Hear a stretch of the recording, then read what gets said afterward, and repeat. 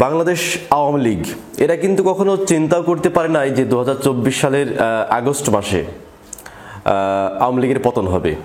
তো বাংলাদেশ আওয়ামী লীগের যে বেহাল দশা, এটার জন্য মেজরিটি 5টা কারণ আছে, যে 5টা কারণে আওয়ামী লীগের আজকে এই অবস্থা।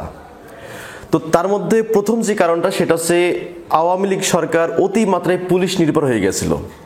তো পুলিশ নির্ভর হওয়ার পরে জনগণ থেকে কিন্তু বিচ্ছিন্ন হয়ে গেছিল। তো যার ফলে সমস্ত সুযোগ সুবিধা পুলিশের উপর দিয়ে গেলেও জনগণ কিন্তু কোনো রকম সুযোগ সুবিধা পায়নি। এবং একটা বিষয় খেয়াল রাখবেন যে বাংলাদেশ হচ্ছে একটা গণতান্ত্রিক দেশ। এই দেশে যতটা পারা যায় ইন্টারাকশন রাখতে হবে জনগণের সাথে। তো এই ইন্টারাকশন জনগণের সাথে না হয়ে সরকারের সাথে হয়ে গেছে পুলিশের, যার ফলে একজন এসআই পর্যন্ত আমরা পলকের ক্ষেত্রে দেখেছি যে একজন মন্ত্রীর কথাও শোনে না। এবং একজন কনস্টেবলের যে পাওয়ার ছিল যে 20 জন সাধারণ মানুষ বা 50 জন সাধারণ মানুষের যে পাওয়ার, একজন কনস্টেবলের সেই পাওয়ার। তো এই পাওয়ারটা তারা কোথায় পেয়েছিল? যে তারা অনেক জায়গায় আমরা বলতে শুনেছি যে ফোন দিয়ে তারা বলে যে আমরা এই সরকারকে ক্ষমতা এনেছি। তো এই প্রসেসটার কারণে আওয়ামী লীগ সরকারের মানে ভিত্তি অনেকটাই দুর্বল হয়ে গেছিল। তো যার ফলে আওয়ামী লীগ সরকার 2024 সালে এসে তাদের কিন্তু পতন ঘটে। এরপর 2 নম্বর যে কারণটা ছিল সেটা হচ্ছে আওয়ামী লীগ সরকার প্রথম দিকে যখন 2009 সালে ক্ষমতায় আসে তখন কিন্তু যারা ত্যাগী নেতাকর্মী ছিল তাদেরকে প্রচণ্ড মূল্যায়ন করত। কিন্তু 2014 সালে নির্বাচনের পর আওয়ামী লীগ সরকারের ত্যাগী নেতা যারা আছে তাদেরকে কিন্তু কোনো রকম মূল্যায়ন করেনি। আমরা দেখেছি যে 5 আগস্টে যখন এই যে আওয়ামী লীগ নেতাকর্মীদের বাড়িঘর যখন পুড়িয়ে দেওয়া হয়, তখন অনেকেই কিন্তু বলতে শুনেছি যে আজকে তাদের বাড়িঘর কেউ ঠেকালো না, যাদেরকে তারা চাকরি দিয়েছে, হাট বাজারে ইজারা দিয়েছে, টেন্ডার দিয়েছে। তো যারা একেবারে তৃণমূল কর্মী, যারা আওয়ামী লীগের জন্য একনিষ্ঠ কর্মী, তাদেরকে কোনো রকম মূল্যায়ন না করে যারা উড়ে এসে জুড়ে বসে তাদেরকে কিন্তু বিভিন্ন রকমের পদ দিয়ে রেখেছিল, নমিনেশন বাণিজ্য করেছিল তাদের সঙ্গে। তো যার ফলে যারা একেবারে তৃণমূল নেতাকর্মী তাদেরকে মূল্যায়ন না করার ফলে, ত্যাগী নেতাকর্মীদেরকে মূল্যায়ন না করার ফলে বিপদের সময়, আওয়ামী লীগের বিপদের সময় এই ত্যাগী নেতারা কিন্তু আওয়ামী লীগের পাশে আসে নাই। তো আওয়ামী লীগ সরকার 3 নম্বর যে ভুলটা করেছিল সেটা হচ্ছে আমেরিকার সাথে খারাপ সম্পর্ক করা। আপনারা অনেকেই জানেন যে আমেরিকা হচ্ছে বিশ্বের মোড়ল। তারা বিভিন্ন দেশের গভর্নমেন্টকে কিন্তু উল্টিয়ে দেওয়ার জন্য যে ছক কষে, পাকিস্তানের সরকারকে উল্টিয়ে ফেলে। এরপর আমরা যদি বহির্বিশ্বের মধ্যপ্রাচ্য দেখি, সেখানকার সরকারদেরকেও এই আমেরিকা কিন্তু ফেলে দেয়। তো সেই আমেরিকাকে গালাগালি করা আওয়ামী লীগের কিছু নেতাকর্মী আছে যে পিটার হাঁসকে হাঁস বলা, রাজহাঁস বলা, যে রাজহাঁসকে জবাই করে খাবো, অমুক করবো, তমক করবো, আমেরিকার যিনি অ্যাম্বাসেডর আছে তার গাড়িতে বোমা মারা, এই যে জিনিসগুলো করা, আমেরিকার সাথে একটা বৈরী সম্পর্ক তৈরি করা।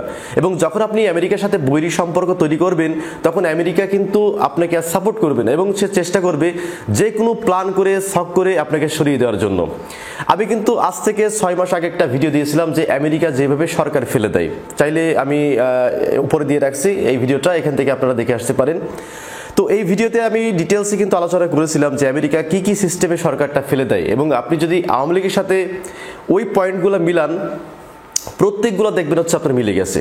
তো সুতরাং এটা ছিল আওয়ামী লীগের সবচেয়ে ভুল, যে আমেরিকার সাথে খারাপ সম্পর্ক স্থাপন করা।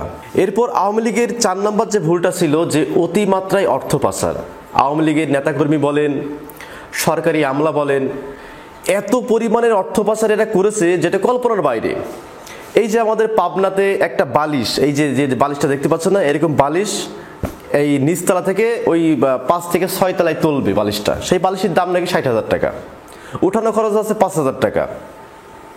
তো এরপরে কিছু আমলা বিদেশে যাবে ফুল চাষ শিখতে, চিন্তা করেন 40 লক্ষ টাকা বাজেট, সাঁতার শিখতে যাবে, মানে কিভাবে সাঁতার কাটে। আরে ভাই, আমাদের 68,000 গ্রাম, তো আমাদের গ্রামে যদি কোনো একটা ছোট্ট বাচ্চাকে বলা হয় যে আমি সাঁতার শিখবো, সে কিন্তু আপনাকে শিখাই দেবে যে সাঁতারটা কাকে বলে, কিভাবে সাঁতার কাটতে হয়। আর সেখানে কোটি কোটি টাকা খরচ করে বিদেশে যাইতো সাঁতার কাটতে, সেখানে তো সাঁতার কাটতো না, সেখানে তারা ভ্রমণ করত, নামি দামি হোটেলে থাকতো, নারী নিয়ে ফুর্তি করত। এই ছিল তাদের কাজ, এবং এইটাকে আওয়ামী লীগ সরকার কখনো কন্ট্রোল করতে পারে নাই, যার ফলে আওয়ামী লীগ সরকারের এই বেহাল দশা। এবং সর্বশেষ যে মারাত্মক ভুলের কারণে আপনার আওয়ামী লীগ সরকারের পতন ঘটেছে সেটা হচ্ছে ছাত্রদের উপরে গুলি। 1952 সালের ভাষা আন্দোলন থেকে শুরু করে এখনো পর্যন্ত কোনো গভর্নমেন্ট ছাত্রদের উপরে গুলি করে টিকে থাকতে পারে নাই। এরশাদ গুলি করেছিল, স্বৈরাচার এরশাদ। তার আমলে হয়তো 5 থেকে 6টা ছাত্র মারা গেছিল। 5 থেকে 6টা ছাত্র মারা যাওয়ার পরও এরশাদ টিকে থাকতে চেয়েছিল, কিন্তু এরশাদ কিন্তু পারে নাই। তো সুতরাং যেখানে আমরা একটা জিনিসকে জানেন যে আমরা ইতিহাস থেকে শিক্ষাটা গ্রহণ করি নে। ইতিহাসের পাতায় যদি আমরা ব্যাক স্টেজে ফিরে যাই, সেখান থেকে আমরা দেখব যে অসংখ্য রাষ্ট্রপ্রধান যারা এসেছে, যারা দেশ পরিচালনা করেছে, যে সরকার এসেছে, যেই সরকার ছাত্রদের বিপক্ষে গেছে সেই সরকারই পতন হয়েছে। যেখানে এরশাদ এত পাওয়ারফুল লোক হওয়া সত্ত্বেও সেই সময়ে মাত্র 5 থেকে 6 জন ছাত্রকে গুলি করে, পুলিশ দিয়ে গুলি করে হত্যা করার কারণে সেই এরশাদের কিন্তু পতন ঘটে যায়। আর সেই ক্ষেত্রে এই আওয়ামী লীগ সরকার 400 থেকে 500 স্টুডেন্ট গুলি করে হত্যা করে। এইটা ছিল আওয়ামী লীগের সবচেয়ে মারাত্মক একটা ভুল, যে 400 থেকে 500 স্টুডেন্টদেরকে গুলি করা বা ঢাকা বিশ্ববিদ্যালয়ের উপরে অ্যাটাক দেওয়া। এরপরে হচ্ছে আপনার প্রাইভেট বিশ্ববিদ্যালয়ের উপরে অ্যাটাক দেওয়া, এরপরে হেলিকপ্টারে করে গুলি করা। এইগুলো ছিল সবচেয়ে মারাত্মক ভুল। এই ভুলগুলো যদি না করতো, আমার বিশ্বাস আওয়ামী লীগ সরকারের কখনো পতন হতো না। তো প্রিয় দর্শক, আজকের ভিডিওতে আওয়ামী লীগ সরকারের বেহাল দশার কারণে যে 5টি পয়েন্টের কথা উল্লেখ করলাম, এই 5টি পয়েন্ট যদি আপনার কাছে যুক্তিসঙ্গত মনে হয় তাহলে অবশ্যই কমেন্ট করে জানাবেন। আর যদি যুক্তিসঙ্গত মনে না হয় সেটিও কমেন্ট করে জানাবেন। সকলে ভালো থাকবেন, সুস্থ থাকবেন। ধন্যবাদ সবাইকে।